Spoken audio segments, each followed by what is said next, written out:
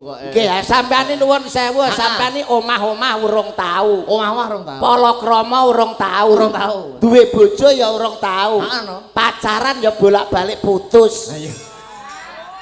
Kok iso tutur-tutur sampean kok iso apa ki menehi pitutur karo temanten apa ora kleru lho sampean iki.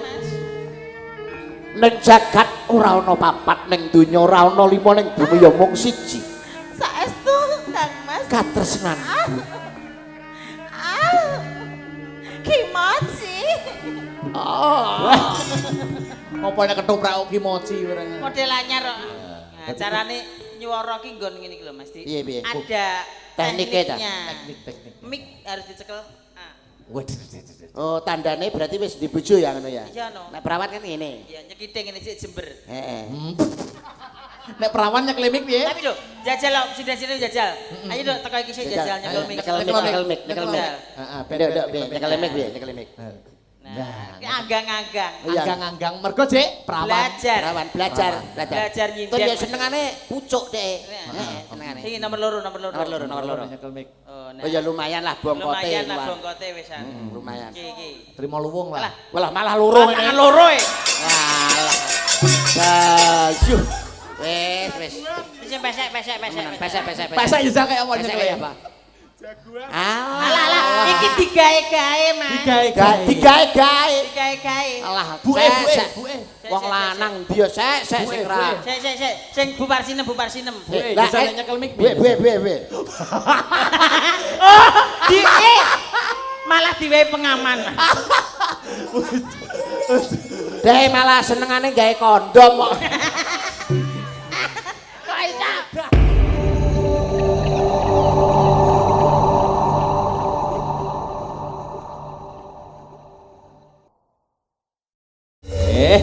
Luar biasa. Wilujeng dalu Mas Yuda. Wilujeng dalu Mas Akbar. Nggih. Wah, alhamdulillah wa syukurillah. Ya. Dalu punika saged pepanggihan wonten ing pundi Mas? Mapan wonten ing Juwara Karangreja nggih. Juwara Karangreja teng dalemipun Bapak Suyitno leres nggih. Nggih. Wah, jan munggah Pawanggung Nggih. ngliwati niku jembatan Siratal Mustaqim niku. Jembatan Siratal Mustaqim. Lah cuwilik ngaten yut-yut ngaten. Munggah panggung dugi mriki wah jan nggih tembe dalu niki lho. Napa Mas? Enek wayang kok didelok modele awake dhewe kaya ning jero akuarium. Kok iso ning jero akuarium? Lah penontone teng mriki awake dhewe ning kene kaya ning jero akuarium. Iya. Modele sampean karo aku kaya iwak ngono lho. Jubone karo kahanan serta lokasi, Mas. Nggih, lokasi ning mboten dados punapa, bakunipun saged pepanggihan wonten mriki dalam keadaan sehat walafiat. Juara hebat luar biasa, Mas. Nggih. Dalane jan kaya obat nyamuk. Dalane Nggih, muter-muter ae. nggih. Watik dalane walus nan. Dalane Juwara. Nggih, kaya pipine perawan. Wah, halus no. Sing kukulen tapi. Oh. Sing kukulen. Nggih, tapi mboten dados menapa. Mboten dados menapa. Ingkang bagus saged sowan wonten dalemipun Pak Suyitno dalasan Ibu Siti Maimunah. Ingkang dalu punika netepi darmaning sepuh mala kramakaken ingkang putra inggih punika Mbak Ayu Naila Fafaitin. Kok wangel men to sing nulis iki. Nama modern kok. Jenenge angel nggonku ke anakku tak jerano Parsinem ngono. Pikantuk kalian Mas Rendi Prasetyo. Mas Rendi kali Mbak Naila ngaten. Nggih, alhamdulillah Mas Rendi karo Mbak Naila, Pak Suyitno, pangapunten mboten saged dandan teng dalem panjenengan. Niku wau transit teng daleme Pak Tur Mudi. Wah, daleme sae kawayu kabeh. Ngarep diukir, tengah diukir. Jedinge tak kira ya diukir. Tibake Pangan rayap. ya kuwi wis pancen usiane ngono kok. Jedinge apik lho, Mas. Apik no bersih kok. Bersih apa? Lho bersih. Jedinge cilik kolahe gowedi bunter. Jedinge Pak Turmudi? Nggih. Bayuh kuwatik. Nyapa? Sampeyan ngertos. Nyapa? Pak Turmudi jan termasuk ngerti nek arep dinggoni transit lho. Heeh. Iso gombal kumbane teng Cerowentil. Gombale Pak Nurmudi. Alah, Ayo arep kanggo nang transit durung sempat anu membereskan to Mas Yudo. sempat membereskan apa sing bangsane rok, daster, kathok, orang. Mbuh enek sing ukurane sakmene barang. Hei. Kok iso ngukur barang lho. Alhamdulillah. Alhamdulillah. Derek tutur sembur jenengan. Nggih, Aku ki selalu mengikuti panjenengan lho Mas Yudo. kula nggih selalu mengikuti panjenengan. Luar biasa panjenengan iki nek prei ngelawak, prei dagel, Nggih. ikut pengajian. Lah, kula, isi Mas. pengajian. Alah kula. Dadi Mas. nek babakan tutur dan sembur tak kira ora kurang-kurang mergo sampeyan ki selain pelawak juga termasuk mubalek. Karena saya paham sing nimbali kula dalu punika sinten. Sing nimbali panjenengane Pak Suyitno menika sampun mengandang gelar haji. Haji. Ibu juga sudah hajah. Hajah. Haji itu dari 4 huruf H A J I.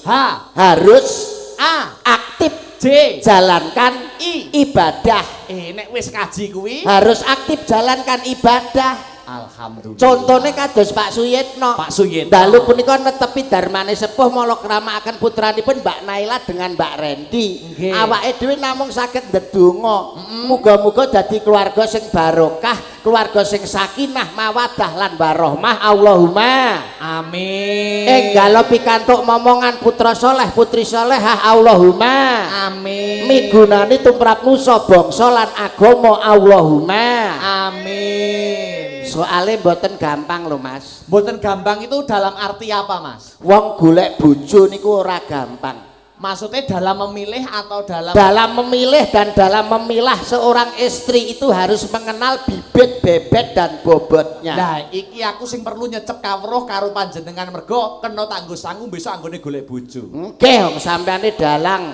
viral, ganteng, laris. Sayange sitok Apa sampean. kuwi sayange? Gak duwe pacar nih lho sayange. Sampean Yo. niku lho kelemahane sampean gak duwe pacar lho. Termasuk sampean termasuk dalang kelurusen sampean. Nggih, pancen kula niku nek nyedak wong wedok niku ndredeg, Mas. Nggih. Kula nggih. niku nek sanding wong wedok sithik niku wedi ngaten lho. Oh ngaten. Nggih, dadi iki wedi wong wedok piye momen dijajari wong wedok. Nggih. Kok ndredeg grogi. Tapi nek dipepet Nek dipepet malah pasrah kula. ah, sampean ngoten nak. Wong bojo niku nuwun sewu nggih Mas. Iya. Bojo itu B O J O. B O J O. B B niku napa, Mas? berawal dari pandangan mata turun ke hati akhirnya menimbulkan bibit-bibit cinta. Oh. B Awalnya pandangan. pandangan mata. Umpamane sampean mandang aku mak seret, tak pandang ganti mak seret. Seret. Aku seret, kowe seret. Dadi sewengi seret. Iya. Pandangan pertama. Pandangan pertama dari mata turun ke hati menimbulkan bibit-bibit cinta. Bar B disusul O. Oh, orang tua merestui. Kudu ya Mas ya. Karena kalau tidak ada restu dari orang tua, tidak ada ridho dari orang tua, pernikahan tidak sah, pernikahan kurang abdol. Harus ada restu dari orang tua. Ana sing ngomong jare wong tuwa ki pangeran katon. Leres Gusti Allah sing nyoto. Iya. Mandi-mandine donga dudu dongane wali karo kiai, ning mandi-mandine donga dongane wong tuamu. Betul. Cocok. BO terus ana J Mas. J. Jadikan rumah tanggamu sebagai cinta terpertama dan terakhir. Oh, kudu setia mengajarkan kesetiaan. Harus setia. Nyontohi kados kula iki lho Mas. Lho. Ora tau neko-neko. Wong setia. Jalma limpat seprapat tamat lho niku. Mas Yudo Bakyan niku. Gumun setahun jembleng serendeng bejo kemayangan. Iya. Kaya panjenengan iki berarti iso nuturi kudu Iso nuturi kudu iso ngomong, aja jarkoni iso ujar ra iso nglakoni. Kula niku karo bojo kula setia, Mas. contohnya kesetiaane Mas Yudo kehadap Bojo kula. bojo, Angger neng pasar mesti tak gandeng. terus Neng mall mesti tak gandeng. mbok gandeng. Neng toko mesti tak gandeng. Berarti sampean cinta wedi kelangan karo bojo sampean. Ora, Mas. Lah kok ning ndi digandeng? Angger tak culne jimuki apa-apa ya, Mas. Duitku kan ya Pengiritan toh. Kodol-kodol aku malah. Ngono kok setia itu. Iya. Terus terakhir ana O. O Heeh. B O J O O artinya ora ana wong sing paling ganteng kejaba Mas Rendi, ora ana wong sing paling ayu kejaba Mbak Naila. Akhirnya cinta bersemi menjadi kaken-kaken dan ninen-ninen sampai akhir hayat. percintaannya. Amin, amin. Hebat. Pancen sing disuwun ngono. Nggih. Ada pepatah mengatakan lho Mas Yudo. Apa pepatah? Ibarate ana tetembungan to, tresno iku wuta. Kuwi bareng tresno iku wuta iki bareng dimaknai. Nggih. Kowe nek wis rabi, upamane dadi wong lanang, kok roh ning dalan ana wong wedok ayu, wuta, meremo, ora ana bojo wong wedok sing paling ayu kejaba mung bojomu dhewe. Kuwi ngono, Mas. Heeh. Nggih. Dadi ning dalan kuwi wong petuk wong ayu, kudu etok-etok wuta, merem. Mergo ngelingi bojoku sing paling ayu, wong wedok sing paling ayu. Padha kalih kula berarti. Heeh. Aku yang anggere metu saka njaba anggere wong ayu, etok-etok wuta, Mas. Saking tresno kuwi wuta. Saking wutane aku karo sing ayu dituntun malah dijak mlebu omahe aku. Rumangsaku kok. Nggih, sampeyan nuwun sewu, sampeyan omah-omah urung tau. Omah rong tau. Palakrama urung tau. Urung tau. Duwe bojo ya urung tau. Heeh, no. Pacaran ya bolak-balik putus. Ayo. Kok iso tutur-tutur sampean kok iso apa ki menehi pitutur karo temanten apa ora kleru lho sampean iki. Loh, aku kan menjadi jembatan lidahe para sarjana sujaning budi, para ulama, para kiai kan aku ki menjadi penyampai to, Mas. Jembatan lidah. Heeh, jembatan lidah. Ilat sampean nggo kretek. Kretek. Mbok meleto tak itek-iteke. Tak liwatane Maksudnya iki perantara. Oh, perantara. Ah. Ayo ora ngono lah nek sampean ngomong babakan katresnan ngomong babakan omah-omah kula pun pengalaman, Mas. Buktine nek pengalaman apa? Lho, bojo niku kepirang dadi telu lho, Mas. Bojo niku kaperang dados Telu. napa mawon? Ana sing diarani bojo pujan. Bojo pujan. Heeh. Sing nomor loro bojo bejat. Bojo Bejat. Iya. Oh, sing telu bojo krama. Nah, iki lho. Mas yo telu niki artine pun beda, Mas. sing pertama mau bojo pujan ya. Bojo pujan Maknane bojo pujan ada uang abang disayang, nggak ada uang abang ditendang, jaluke dipuja, tukokno mas-masan. Mayu. ngono. Tukokno ya. wedak lho. Enek kathah, Mas. Ning kene apa ya enak ya? Alah iki lho komplit lho mrumpuk iki lho. Mosok. Pripun sampean? Ada uang, Abang disayang, tidak ada uang. abang ditendang. tukokne mas-masan. Umpama kaya duwe kaya 500. 500. Nyewedakno. Wah, sing lanang mulih saka nyambut gawe sing wedok. Mas, sampun kundur panjenengan ngersakne napa ngunjuk kopi, teh, napa susu? Monggo lho bubuk sareng kula monggo lho. Kuwi nek mulih dikai dhuwit 500. 500. Tapi nek mulih delalah gak nggawa hasil. Gak nggawa apa-apa. Mulih nggur nggawa dhuwit 50 lah minimal. Heeh. Sing wedok turu, sing lanang nyedak karo watuk. Muni ya nek. 50 kok watuk ae ngono. Sing wedok. Sing wedok. Itu namanya ora duwe dhuwit senengane dipuja-puja. Lah sing nomor loro. Heeh, bojo? Bojo bejat. Kok enek bojo bejat barang to? Kathah. Piye kuwi tuladane? Bojo bejat sing lanang budal nyambut gawe, sing wedok ngobyek. Oh. Usum Mas saiki. Mosok to, Mas? Alah ketoke ning omah setia. Ketoke ning omah sayang. Sayang. Bojone lunga sithik lho ngampir ning lebokne wong lanang. Akeh ngono kuwi. Mosok akeh Mas. Alah. Aku lho tau diampirno iki. Hei. Kok kuwi ya? Lah sing nom-nom anu gak ngono. Tau diampirne Mas kon sarapan. Kon sarapan. Niku bojo bejat Mas. Terus yang terakhir bojo krama. bojo krama maknane. Sing kena dijak omah-omah tegese sing gemati, saling sayang, saling cinta, saling melengkapi.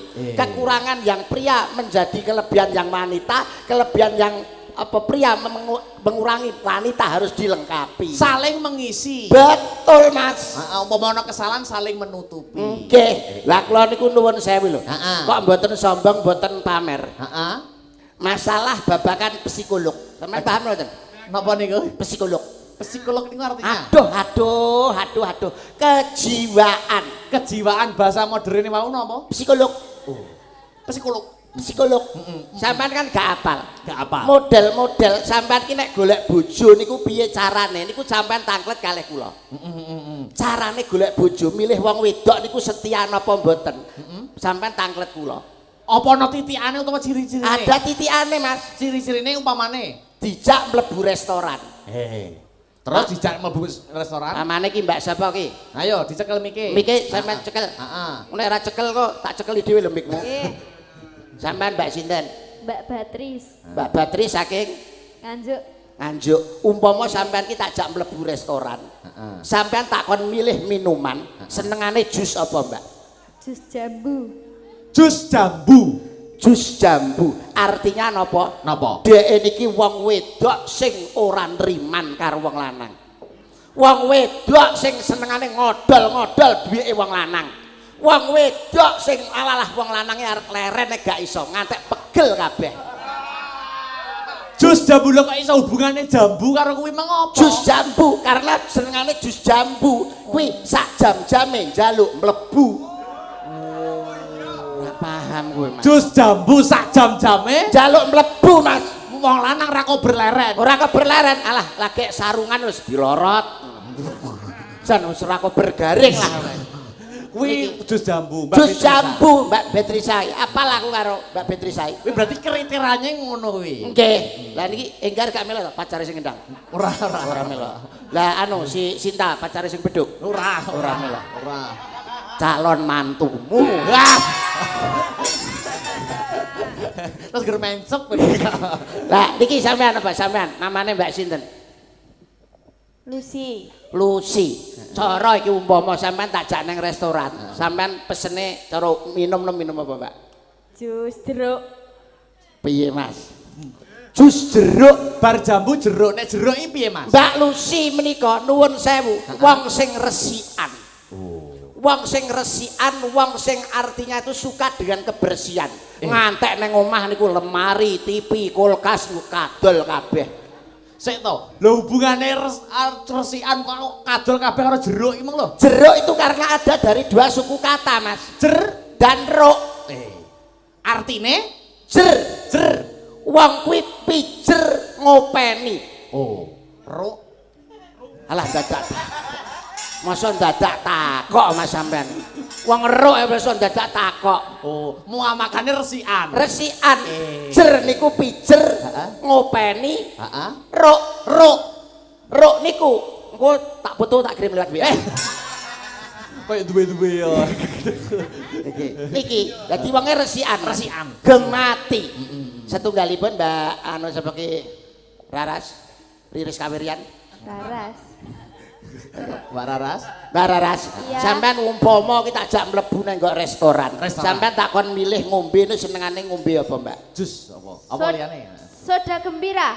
Soda gembira. Iya. Wah, cocok gali gacok tir padha irenge sir padha senenge sosok wadahe kendi cocok rasane ngati. Soda gembira? Berarti Mbak apa Rabi karo Mbak Raras iki rumah tanggane iki selalu seneng, gak tahu sedih, gak tahu padu, gak tahu gegeran, mesti gembira terus. Mergo soda gembira. Soda gembira. Rumah tangga dibikin gembira. Oh, guyu terus nih. Guyu terus pokoknya. Pokoknya genep rong sasi jelas gendeng. Bro gembira terus. Gembira pokoknya ora tok dhuwit ya guyu. Ha. Ora mangan barang ya guyu. Ha. Akhirnya stres deh. Oke, Mbak Raras. Mbak Raras soda gembira. Nglerek mrikane melih Mas Yudo. Mbak Mancung. Mbak Mancung, Mbak Pesek. Mancung ke dalam maksudnya. Iya, Mbak Pesek. Cara tak jak mlebu restoran iki umpama lho ya iki aja engko mbok dikira tenan lho. Cara mlebu restoran sampean ngunjuk napa, Mbak? Es teh ae wis. Mau anyar to, Mak Do. Pirit, Mas. Yuh, niku senengane tes. Masalahnya wong seneng ngombe Es teh. Wah, senengane ngombe tes niku. Es teh. Apa, Mas? Es teh. Tes. Es. Es Teh. teh. Es teh. Tes. Es. Es Teh. teh. Es. Es teh. Lah bener. Aku paham, Mas. Sebabnya apa Mbak Pesek iki kok senengane es teh. Tur kuwi es teh ora kaya kancane lho, Mas. Lho. Es teh tawar tanpa gula. Aja mbok rabi, Mas. Es teh seger to enak to. Lah kan tanpa gula. Lho. Lah berarti nek tanpa gula ki menandakan Mbak Pesek ki piye? Deke kencing manis. Diabet deke. Aja mbok rabi. Aja. Iya. Senengane tawar kok. Iya. Kita Heeh. es teh tawar kan apa nah penyakit nera kencing manis. Iya. Aja dirabi. Aja. Angger wong manis kudu kencing deh. Terus ini Mbak Pesek, es Mbak teh. Pesek, Mbak Pesek es teh. Nek Terus Mbak, iki, ngerek. Mbak Angel, Mbak Angel. sampean nek tajak mlebu restoran, sampean pesen apa, Mbak? Kula, Nggih. kula banyu anget mawon. Ye, Banyu anget. banyu anget piye we? Artinya apa nek banyu anget? Ini menandakan seorang wong wedok sing nrimo ing pandum. Pasrah sumarah ngersane bojo. Mung sak banyu anget wis nrimo. Heeh. Mulane wong rabi sing ngene iki jelas uripe mulya, Mas. Mulya ya. Masalahnya sampean arep budal tanggapan, Heeh. godhokne banyu anget, Godhokne banyu anget. dinggo adus. Mulai saka tanggapan, godhokne banyu anget, dinggo adus. Saking gematine, sampean jek turu lho godhokne banyu anget nggo adus. Wong jek turu kok godhokne banyu Maksudnya anget. digrujuk kon tangi ngono lho. Niki nek Mbak Pesek. Berarti neriman. Anu Mbak Angel, Mbak Angel. nrimo ing pandum. Iya. Lah sak menika Bu Parsinem Parijete Upami diajak mlebu, umpami sampean nuwun sewu Bu mboten sah ado-ado restoran. Sampean kula jak mlebu teng warung kopi sing cilik niku. yo ora adil to wong sinden liyane restoran kok. Alah apa pantes to Mas? Mas mosok nang restoran nggawa kono onggrok. Apa aja nyepelekne yo ben adil sinden liyane restoran. Sing isin aku Mas kono seneng aku isin udarake ngeterne mbae aku malan. Yo kuwi kulino kok. Aku petugasnya sampean ngeterne mbae suntik to Mas. Aku kan ya isin. ditakoni njajal. Pamane sampean tak jak ning warung kopi cuwilik adek sasake meyot ngono. Pak, kursine barang pating peluyot. Sampean rasa pesen ya. Mah aku nek arak moh aku.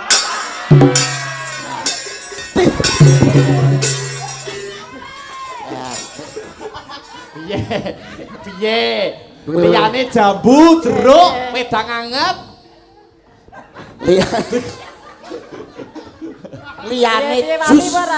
Liyane jus lho bareng kono kok arak.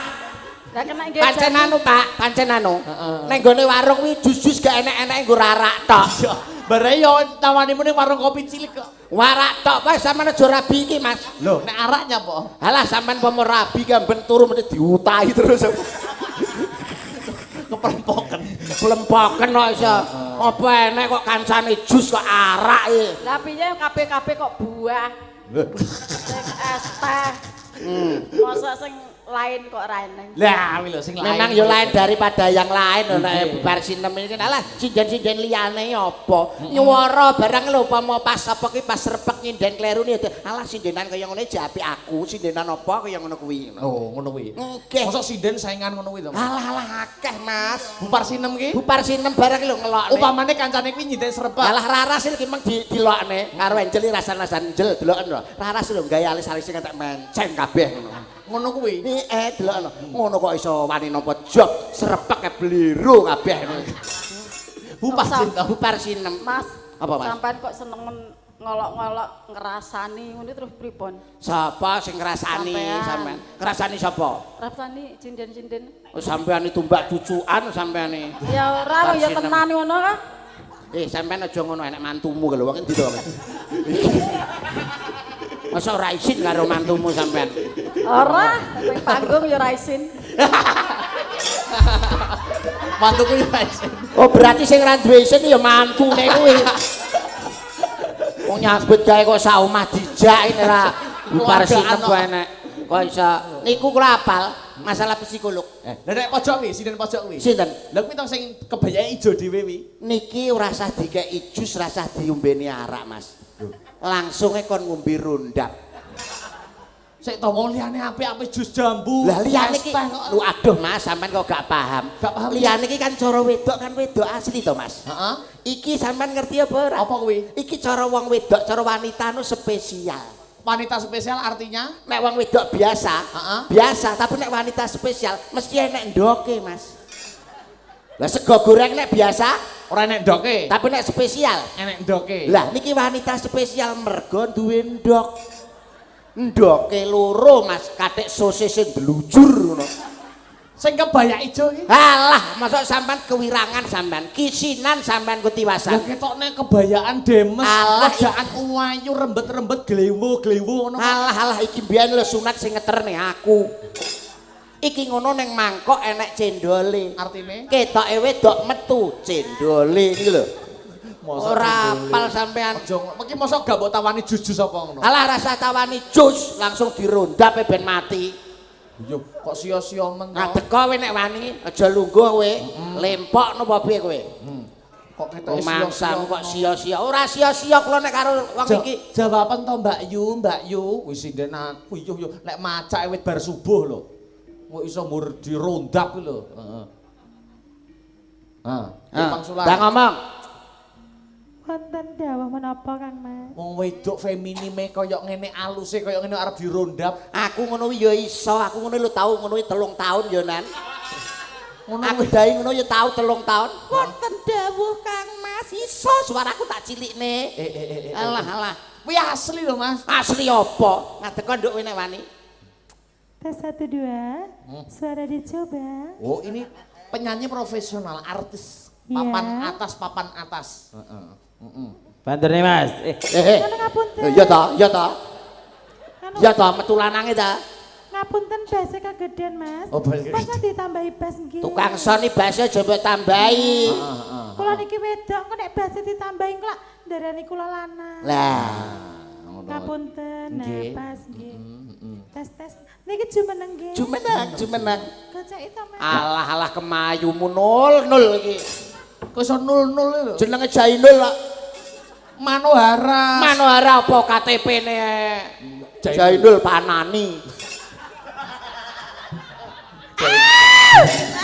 Alon-alon to. Tak idoni lambemu lho engko. Jeret-jeret. Kalau wedok ki ya sing alon-alon ngono lho Mas. Maafkan daku. Lah digandeng ngono lho delok to lho. Nek kebayaan kenceng kaya ngono lho, kebayake ya patut, jarike ya demes. Oh. Alah kebayaan kenceng makune rapet lho digubetne mengguri ngene lho kok. Iya. Lah iki lho. Lho ini wanita feminim nek mlaku centit. Selamat malam Wilujeng Dalu. Selamat malam Wilujeng Dalu. Iya. Apa kabar Mbak Manohara? Alhamdulillah baik sekali. Sinden cantik dunia akhirat. Kok dunia akhirat sih? Saking ayune. Oh terima kasih. Iya, luar biasa. Udah, Allah dadak di macuk barang itu. Injih. Alhamdulillah. Nggih, berangkat dari rumah tadi jam berapa? Jam itu Mas. Suarane cilik. Ngapunten Mas. Jenengan iki lho kok ya aja ditambahi bas. Oh, pengarusan to, Pak ya? Sone iki lho Oh, Mas. iya. Aja ten mendarane aku kelanang lek ya ngono to Mas. Kowe barang kok ya paling cilik to Mas. Miku dicilekne. Miku ya katut dicilekne. Tibae awake padha banjine. Injih ngaturaken Wilujeng Dalu. Wilujeng Dalu selamat malam Mbak Manohara. Alhamdulillahirabbil alamin. Ya, luar biasa. Alhamdulillah sugeng dalu Bapak Ibu sedayanipun. Ayo bare wayangane. Lah nyapa kok bar iki lho? Lampane kok suwepi ngono. Ya pancen ya panggungnya kadoan. Jarake Nganu kadoan. awake dhewe kaya nganu ya Mas. Kaya apa? Kaya apa ki jenenge tampil ning gone ning kepulauan di. Wayangan ning kepulauan. Alhamdulillah Mangsamu kok.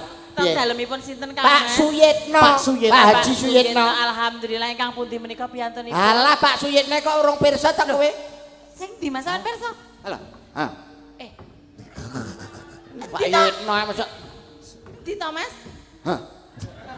Loh, Pak Yitno ora paham Ya wis ditunjuk karo Mas Yudo lho. sampe ngerti to mau? Yo ngerti to. Sahabat jagung wawan pangan Aku ikan. ngerti Pak Suyitno. Loh, di Thomas sing di Thomas. Tidak sing Mas, Pak Yitno, Pak Lho, Sino. Ingat ana Mas Pak Sino. Ha. Lah. Masuk ora paham Sing iki lho. masuk mata Jempol kebel. jempol kuwi inget ana. Pak Suyitno ya kuwi. Iya. Hah. Masa ora ngerti to? Ora ngerti. Wis dituding Kok lho. cepet men Kowe to? iki- Alon-alon to. Di samping banci ternyata kowe kuwi apa kuwi rabun kowe iki katarak. Lah kok iso katarak? Alon-alon. Ya ya sik ta.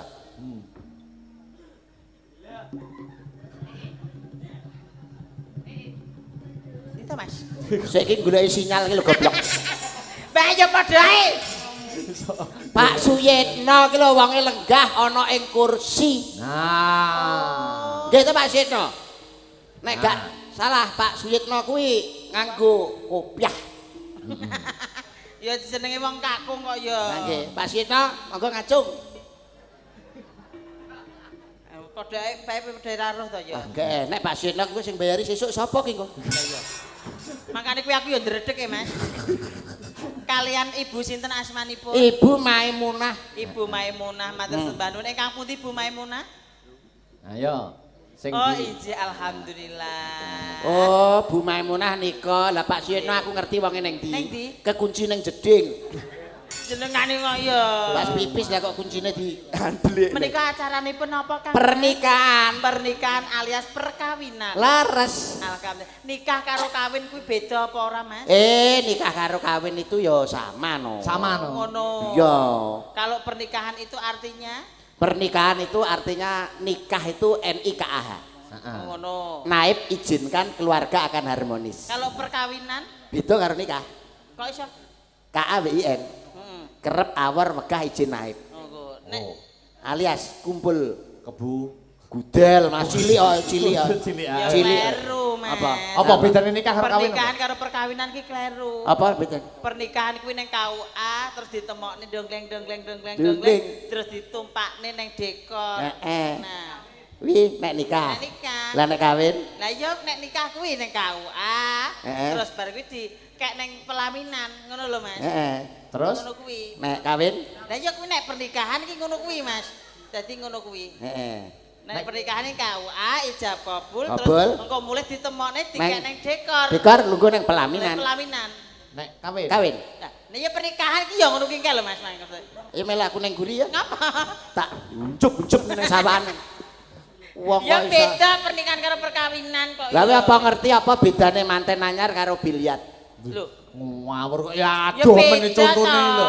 Manten anyar kok Mantan anyar ya saling menyayangi ya, Mbak ya. Iya iya. Ah toh. biasa sampean. Biliati nyodok bal. Ah biasa sampean. Lah ngapa? Bedane manten anyar karo biliat. Apa bedane? Nek biliat Heeh. disodok, Heeh. bale sing mlebu, Heeh. setike ning jaba. Oh, ngomoso Mas. Heeh. Lah nek manten anyar? Beda karo biliat. Lah nek biliar. Biliat bal disodok, tul, Tul. bale mlebu, setike ning jaba. Setike ning jaba. Lah nek manten anyar Mas. Beda karo biliat. Oh ya mulak itu tunggale kawin karo nikah wae. Nek biliat kan disodok dul, Heeh. bale sing mlebu, setike ning jaba. Heeh. Nek aku karo Arsinem ke suwetik sak bale mlebu kabeh. Kok panggah kuwi Loh. Mbak Manohara Dalam. karo Mas Yudo. Nggih. Niki hebat. Aduh, pengantin kekarone. Nggih. Niki niku manten putri niku ngasto teng Kementerian Koordinator Pemberdayaan Manusia dan Kebudayaan. Ya Allah, tibake Mas. Manten kakunge luar biasa, ngasto teng Kejaksaan. Kejaksaan Negeri Kabupaten Kendal, Jawa Tengah. Jane iki. Ya, Aku ting kok pisan niku. Enek wong kok di oh. Ya saking gumunku ngono lho. Gumun Mas. ya nek bokonge wong wedok asline aku ya kiyer-kiyer. Lah nek kuwi Lah ditembel Mas Preman. Duak. Kok tembelan piye to? Ha. Sampeyan iki gak iso to bedane wanita asli karo wanita palsu ki piye? Lah kowe iki lho wanita palsu. Gon lakune coba bebar sinem rene. Rene. aja buparsine yo Ya sudah iki. Iki sing enam iki lho, sing enam. Nah. Cara mlaku arep mbok Cara tes. mlaku delok Rono mlaku Rono, Nduk. Saka kene. Kok kene mlaku Rono yo. Ditang mlaku. 1 2 3 lho. Miss Universe. Miss Nah. Universe. Iya. Kuwi jenenge wanita biasa ki ngono kuwi, Biasa, iki Miss Universe. Genti awakmu. Inilah dia. Ayo kowe. Mas. Beda. Kowe, inilah Aku, jenenge wanita. miskin. Miskin. Yo padha Ya, karo Miss. Miss Universe. Apa ngono lho, Mas? Miss Universe. Jenenge wanita lho, wanita spesial iki beda nek mlaku. Lakune piye? Waduh. Oh feminim. Feminin, centil. Oh. Ya, sikile kok kaya nek pere ngono ya. Beda, Oh, Mas. ngono ya. Lah nek iki Emang mah kan- biasa. Coba emang coba kan- nek awakmu. Podo kok. Awakmu jajal Tidak, coba tidak. Podo ora. Podo ora, Beda, podo beda. ora. Mlakune beda. Ayo Nduk, mlaku rene. Melaku. Ini, ini. Nah. Heeh. Melaku. Nah, Melaku iya. biasa Coba, fans. melaku, Miss Universe. Inilah Miss Universe Miss. busana musim dingin. Ya.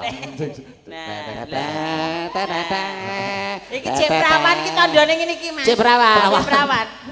Perawan. Nah, adike. Mbak Raras. Nah, lega sih Rono, lega Iya, iya, gede. iya. Nah, Cek perawan ini tadi busana musim dingin, inilah busana musim duren. Ayo. Semusim duran. Ayo. Ayo dong. Iya. Universe. Miss Universe, jalan. Jalan. Tera. Beda lah. Beda. Beda. Regane iki rondo. Lah kok rondo kok beda? Lah piye ya mane kok ya wis piye ngono lho Mas. Beda karo sing Dek perawan. ben tau dek ngombe jamu sari rapet iki kakean kerapeten. Malah seminggu gak iso nguyuh kok dek. Akhirnya dioperasi disuwek neh. Donga apa lho Mbak Mano lho? Dalem. Penting manten kekarone donga apa? Dongane sing penting aja neko-neko Mas. Sing penting ora pegatan. Eh, Ya ngono ya Mas. Betul. Didongakno kaya apa apike engko nek lha ya ta. Nek pegatan padha ae. Nah padha Padha wae. Mulane awakmu bengi iki karo aku di samping menghibur awake dhewe ya tutur-tutur kanthi tetembangan. Oke. Tutur-tutur tapi dibingkai Dengan tembang. apa iso Mas? Loh pripun? Kowe sing nembang ibaratnya kowe gandrung katresnan karo aku. Oh. Ya. Romantis. Romantis daerah mriki daerah ketoprak lho Mas. Oh nggih to. Duduk.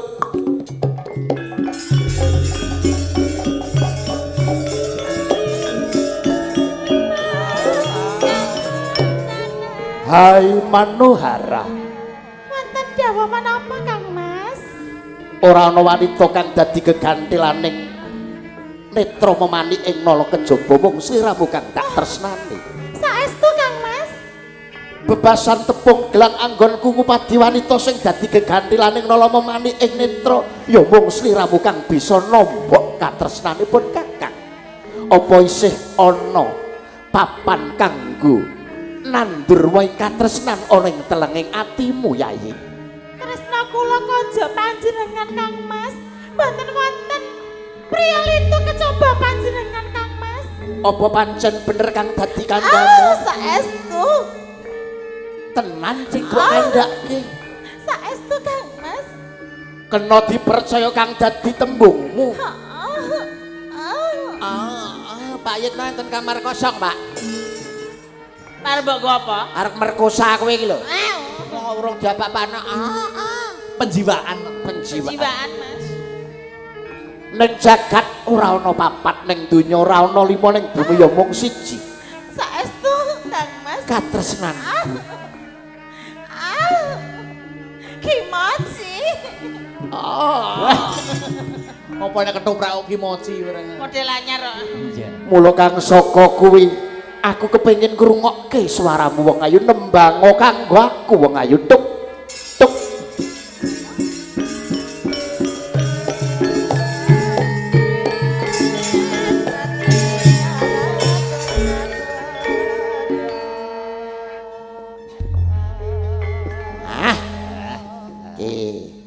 Apa kowe arep nembang apa? Bang apa? Dadi ati mawon nggih Kang Mas. Dadi ati. Lah sumanggi. Sumangga. Dadi ati, heeh. Dibawani no. Pelak barang. Heeh, pelak barang. Didindingi gampang sing gampang Pak Bandi. Wong ndi? Oh, Pak Bandi. Ora enak. Pak Bandi wong era. Loro. Menika kagem penganten kekalih nggih Mas. Anjir. Mengke nganu, dandang gula mawon mengke mandhape jenang gula. Lah, Cocok. Oh, jeneng gula. Pak Bandi, tibake Bandi, bandule gedhi wae. Kok iso bandule gedhi. Tak grayai tak keroki godi. paling yo gedhe nggonku. Ya ja, Mbak Mano. Iya. Dindingane langsung lho Mas. Iya no. Ndane. Kekarane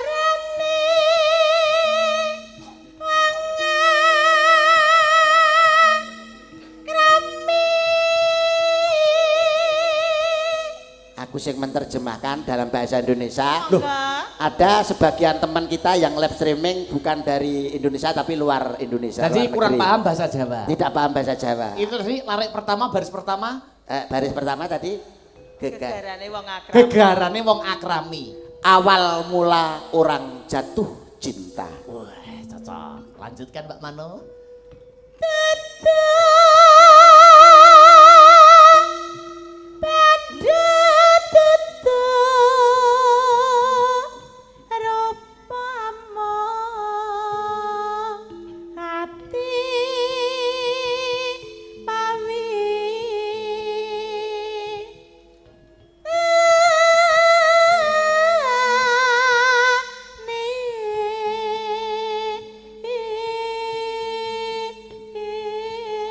dudu bondo dudu rupa amung ati pawitane. Artine apa? Bukan harta, bukanlah wajah, tetapi hanya hati yang menjadi utamanya. Wah, Itu kalau bahasa Indonesia. Iya. Kalau bahasa Inggris, kalau bahasa Inggris no money, no fish, novice. head always. Hati selalu. Oh iya. Head always. Wes ya wis karepmu. Kayaknya forever itu. Ya, forever. Guru bahasa Inggris kok Pak Yudo. Kunci Inggris. Terus? Oke. Terus? Sapi no Mas. Lupa pisan. Aku yo mau kalah karo kowe. Kena. Iki trambian dadi banci 3 tahun Mas. Oh tenan to kuwi. Kisah nyata to. Ora entuk duit malah moroti wong lanang. Malah aku torok terus, Mas. Tahu aku pas jadi banci digawa wong lanang seminggu mlebu hotel, Mas. Heeh. Ora dikapak-kapakne belas aku. Lah mulih lah kok tombok bayari hotel. Akhirnya bayari. Terus aku prai jadi anu. Oh iya. Kena.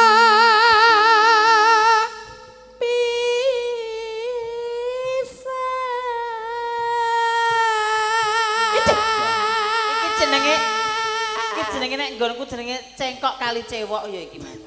Kok kali cewek lho. Iya. Luput pisan kena pisan gandeng Pak Yudo sing nyanyi artinya apa? Wes sing artekne. Luput pisan kena pisan artinya. Salah sekali. Apa Mas? Luput pisan Kena pisan. Ya sing ngono kuwi lho. Apa Mas? Salah sekali. Benar sekali.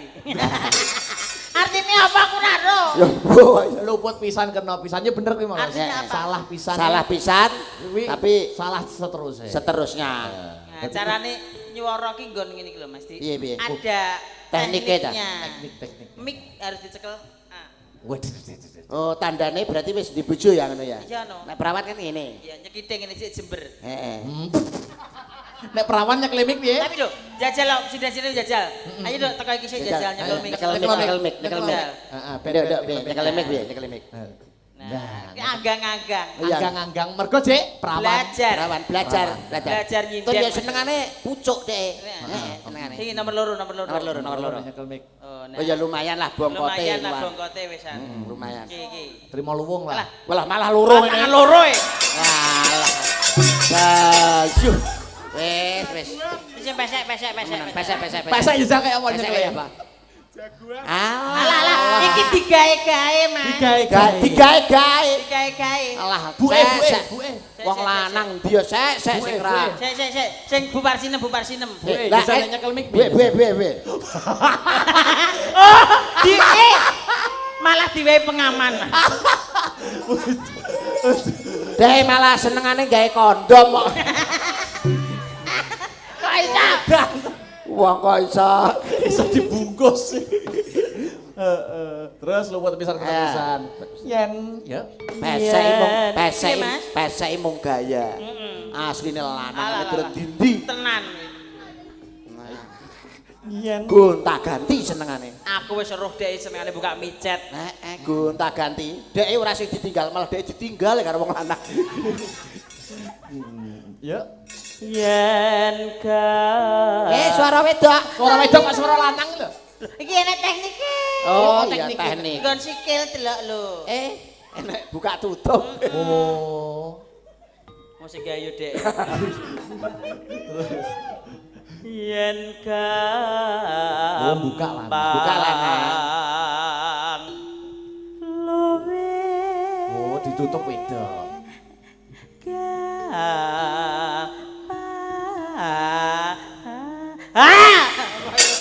Ran kaya. Malah digo dolanan lho. Karepku kok api kok iso kaya dolanane cah cilik-cilik. Terus Yen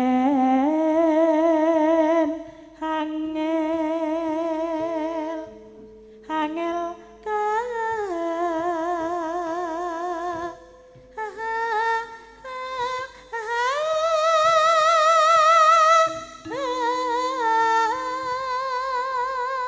Cengkok biasa. Biasa ini jenenge cengkok elektron. Lah nek sampean piye jajal? Cengkok apa? Cengkok elektron. Nek cengkok sinden piye kaya Cengkok apa? sinden iki Kaya ya apa? aku ngene iki lho ora Bu Patemi, Bu Tantina, Bu Ngatira. Bu Parsinem. Parsinem apa? Piye. Ndang. Apa kayak pertama nih? Yen. Yang gampang apa? Ya yen Iya. sing angel, sing Lha bilang kok yen. Heeh. Yen angel. Hei. Oh, Ngono nganggo jegok ya, Mas. feminim. Segok untumu pecah kuwi kok teknik. Heeh. Yen angel ka.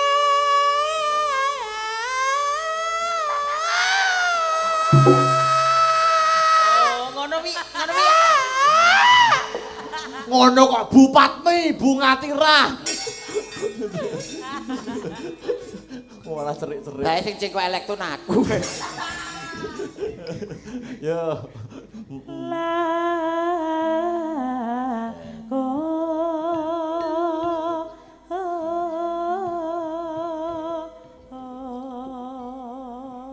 Yen gampang luwih gampang, yen angel kelangkung. Artinya nopo Pak Do? Yen Kalau gampang ya kita mudah, tapi kalau sulit ya akhirnya menjadi sulit. oh gitu. Oke, ngono ae wis. Iya. Lah iya. Ya. Bagian sinden-sinden sing pados Heru to, Mas? Napa? Bagian sinden-sinden sing Nggih, pados. nek wonten sing ijen, sing padosne Mas Heru. Heru to, Pak. Germo sinden. Germo sinden. Modhe dhewe biyen yo genggeke kok. Ya terus terakhir Tan kanati nombas arata